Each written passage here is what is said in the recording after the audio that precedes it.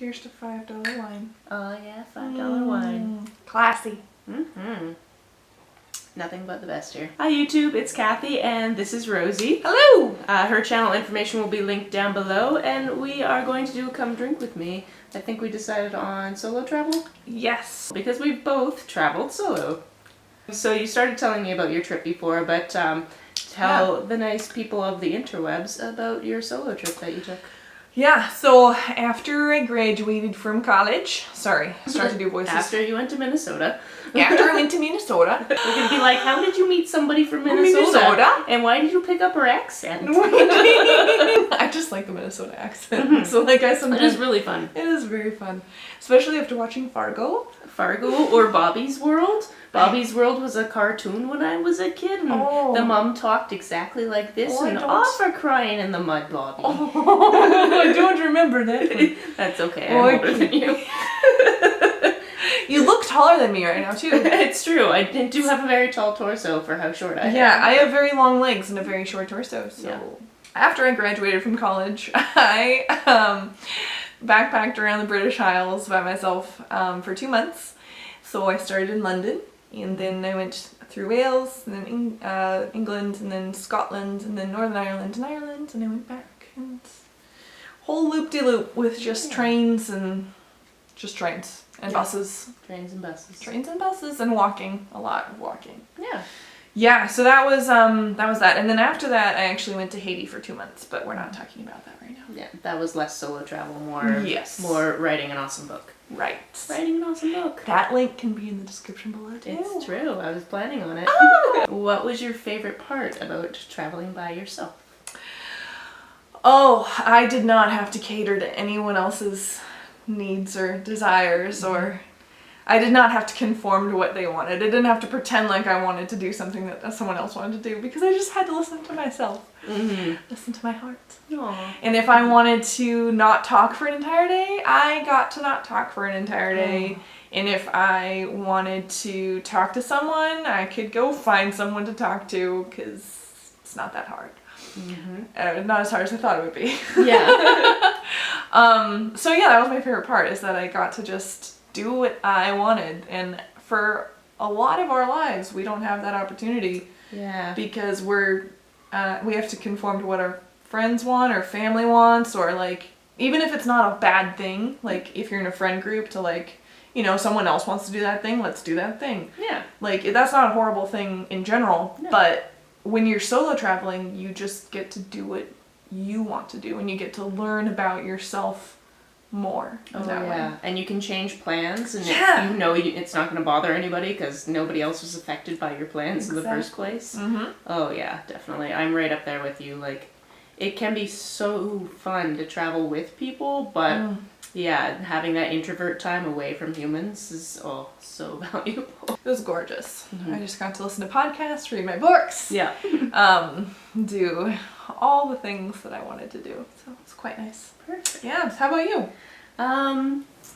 Because this is really the first trip I've taken that it's been like a solo trip all the way down. Like, I've met up with people, obviously. Right. Yeah, pretty much all of my other travel, because I moved to Europe for 2 years, and I moved there with a friend. And then I went to Europe for 6 months and also went on that trip with somebody.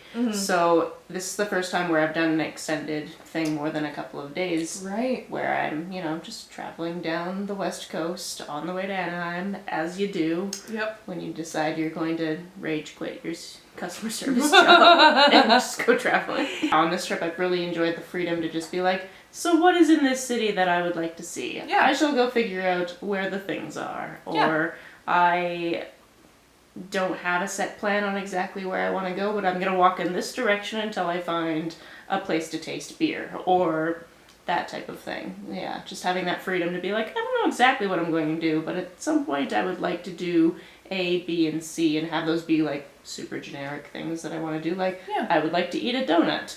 There are many places in every city, apparently, to eat donuts, so that's not a hard task to accomplish. They are everywhere. What has been the hardest part for you? Hardest part is maybe just the fact that, like, because I didn't really plan exactly what I was going to be doing at all time, I've had a bunch of downtime, which is usually good, but I've had more than I anticipated I would have. Mm-hmm. So I've had kind of this, like, this trip probably didn't need to be 30 days. Like, I probably should have done this in more like maybe 20 days, and then I would have less of the downtime and less the time away from potentially, earning money at my job. But yeah, at the same time, like, whatever, I know for next time. Did you encounter people when you told them what you're going to be doing, they'd be like, oh, you're going alone? A little bit. It wasn't anything like huge. It was just like people are like, oh, and you're going alone. Oh, okay. And it's not like they had that like terrible things are going to happen to you, but they had the like potentially there could be terrible things, but also like I'm thinking of all the like good things that could be happening, which is great. Because yes, I've definitely heard the like, you're going to a different place alone? Yeah. You will not survive. Yeah, I heard that all the time, especially because I plan my trip so far in advance. Mm-hmm. Everyone had time to like freak out over me. So my dad bought a GPS tracker that you would put in like a boat or something, and he had me put it at the bottom of my purse. I also had to like call all the time. Anyway, yeah, so it was just checking in. Lots of checking in. Like if a guy was going alone, yeah. If my brother was going to backpack around the British Isles by himself, mm-hmm. I seriously doubt that they would have him put a GPS tracker in the bottom of like his backpack. Yeah, wallet there's whatever, no way nope. that they would have him do that. Yeah. And I mean, I was completely fine. Like I was not scared at all. Well, no, there was one time. It was the last night that I was traveling. Mm-hmm. I was in London and I was actually going to the airport, and I was on the tube, and I was going to the airport, and it was sort of like really weird time of night, and so there was like one guy in the car kind of staring at me, and then some other people got on, and then I was like, okay, I'm fine, and then I got off, and he got off right after me. He was like kind of right behind me, and so like I just stopped on the side and people like walked by, and then he passed me, and then I ended up following him, and I was fine. But anyway, that was the only thing. Yeah, and even that doesn't even and sound even like that, it was it was not that big of a deal. It was like, this person might have some interest in me. Nope, double checked. They Yep, don't. That's yep. good. It was fine. Yeah. Like that was it. That was the only time. I've done plenty of walking around by myself in places. Like even when I've traveled with other people, like I've gone for wanders by myself type of thing, and like pretty much never felt unsafe because like I've either always gone to like populated areas or like I've just been a smart human, just like anybody else would do. Definitely the hardest part was coming back and like having people want me to summarize it in like 30 seconds. Oh yeah, 'cause it's like, well, I did many things. Which thing are you most interested in knowing about? Because I'll tell you that thing. Right. But if you just are like making polite conversation, I've never been able to do that. Right. I can't make polite conversation. Small talk. It's not an introvert's friend. I planned what I was gonna say. Like as I was traveling, I planned out like, okay, I can tell them that like I learned so much about myself and like it was beautiful, and what was your favorite place? Oh, it was the Lake District, and like I just had like these quick little things that I could just say. Yeah. Just because I knew that when I went back home, people were just gonna want just the quick answers. They don't want, most people don't want the full answer. Yeah. So it's almost a shame. Yeah, but I mean, it's hard to invest 100% in each human being that you encounter. Oh, yeah, for sure. So, I mean, I understand the need for simplistic answers at times. And, like, those people did care about me, and I know that. Oh, yeah. But it's like, there's only certain levels of caring that you can have at a certain time. Yeah, also it gets to the point where, like, they probably know you've told your stories 10 times already, and, like... So they don't want to... Exactly, they don't want to make you tell them for the gajillionth time the entirety of your trip. Right. Yeah. Yeah. So, no, that makes sense too. And that's why I wanted to do the travel vlogs thing, which I'm only to Bath in my travel vlogs, which is like my 4th place that I visited. And it's been a year and a half. Are you also, because I know I am, but maybe it's just because I'm super new, really bad at like talking in public to a camera? Because I'm decently bad at that. I started off bad at that because when I was backpacking, I did that. Well, I remember in London, like I had my camera and then like I would just like stop when I saw people, or like I would just do it when I was completely alone. But I think as I went on, I started doing it more. But maybe that's just a false memory. Okay. Yeah. But because I haven't looked back at all the footage yet, I think I'm better at it. I think the trip in general helped me get out of my shell and like get more and get used to it. Yeah, just in general, because before I went on the trip, I was a very nervous person, and I had a lot of social anxiety, like a lot of social anxiety. And so the trip was super scary because of that. But at the same time, it challenged me to push past it anyway, because I just needed people at a certain point. Like, for the first week of my trip, I don't think I talked to more than 1 or 2 people. And then after that, I was like, I need people. Yeah. And that was a weird realization, because until that point, I had thought that I could have been self-sufficient, but that was a lie. Like, the best part of my trip, I think, was that, okay, it's going to start off as the worst part of my trip, and then it's going to turn into the best part. Okay. So the worst part of my trip was that I went to Cardiff as like my 5th stop. And the day before I went, I was like, ooh, I'm going to check out the Doctor Who hours, because the Doctor Who experience is there. Yeah, I lived just around the corner from there for like 5 weeks. And I was looking up the website, and they said, we're closed for 2 months. And my trip was 2 months long. Yeah. And so I was like, oh shit. Like, this is like the worst possible timing in the world, because one of the biggest things I wanted to do was I wanted to go there and like do the touristy thing. So I was super disappointed, but I saw that the day they were going to open was actually the week I was going to leave, like a couple days before my plane.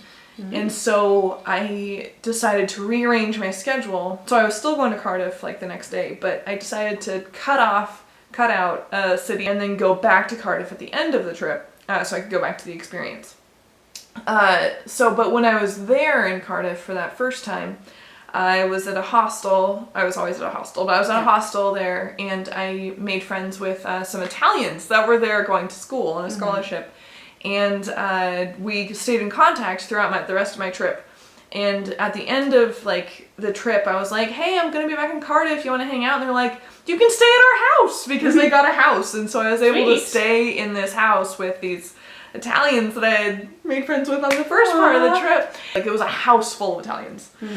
And like one of the nights I was there, one guy was making like house dinner. And he was like cooking in the kitchen, and then he came out of the kitchen, he started running through the house saying, Basta! Basta! Basta's ready! And I was just like, oh my gosh, this is the best. This is the best thing in the world. And then everyone came out with their plates, and they got like giant mounds of spaghetti, and they were just like eating an enormous amount. I was just like, do you even know what you're doing right now? Because that is a cartoon. So that was one of the highlights of my trip, was being able to go back and reconnect with people that I had become friends with when I was there. Yay. So, do you know what that makes me think of? What? The fact that I met you at last VidCon, and now I'm staying in your house, and we're going to VidCon together. Yay! Yay! And it's all because you had a great TARDIS skirt, and you gave me a cookie. That is how the best friendships are made. I suppose we should do some form of outro, and then... To $5 wine. To $5 wine. Well, thank you for coming to drink with me. I love that those made a great clinking noise. They do, and they look like sort of goblets. Yes. It works out. Exactly. Yes. So, very soon we will both be at VidCon, which is very, very exciting. We're carpooling. Couldn't think of the word for a moment. Yes, we got it. We're carpooling. I'm very excited for the carpooling. Yes. If you're also going to VidCon, let us know down below. If you're not going to VidCon, tell us which event that you would be most excited to go to if you were going to VidCon. Also, side note, there's a live stream, so you should watch that. Have I told you about the blooper reel I have? That's basically me burping. No. A lot. Well, I didn't know before I made that blooper reel that there's a paraphilia where people are sexually attracted to people that burp. So that is my most viewed video, and will probably be my most viewed video until the end of time. Oh! No, you know what my most viewed video is? Mm-hmm. Karina found out that I had never slapped anybody. And so she was like, oh, we should have a slap contest. And so I was like, That's sure. a thing. Well, it was basically to see who would say uncle. Okay. And so we just said we would slap each other until someone said uncle. And I said, why don't we videotape it? Because it seemed like a good idea at the time. Seemed like a good idea. Originally, I was like, people must just really like blooper videos, because I kept getting a bunch of views and kept getting a bunch of views. Like, my videos don't get that many views. Like, I think the most views I have besides this video is like a couple of hundred for like what my very burping first one have? video. Oh, it's got like 3,500 views. Oh, Yeah. honey, I'm Yeah. so sorry. Yeah, whatever. I just don't read the comments on that video because they're gross. But if you guys want to go look at it, you go right ahead. I don't suggest watching the slap fight video. Well, I mean, you could. It's kind of funny. But I'm going to put a link to it in the description below. that is not my proudest video. That was like the first video I ever made. But my favorite, like, sketch one is... Hold on. Fandom support group. Oh, yeah, that one is pretty good. I like the fandom support I'm a group. fan of that one. I'll put that in the links down Okay. below just to balance out Balance the out other the one. slap fight. Yeah, exactly. And then the book is a quick pitch, is Seeds in a Dark Fruit Sky. And it's True Stories from Haiti. It's going to be a bilingual book. It's funded on Kickstarter. You should check it out. You can also like and share this video as you see fit. On the way down in the comments section, if you could hit that subscribe button, that would be really great. Make sure to check out Rosie's channel, and I will see you later. Lost Between the Pages. Lost Between the Pages. Bye!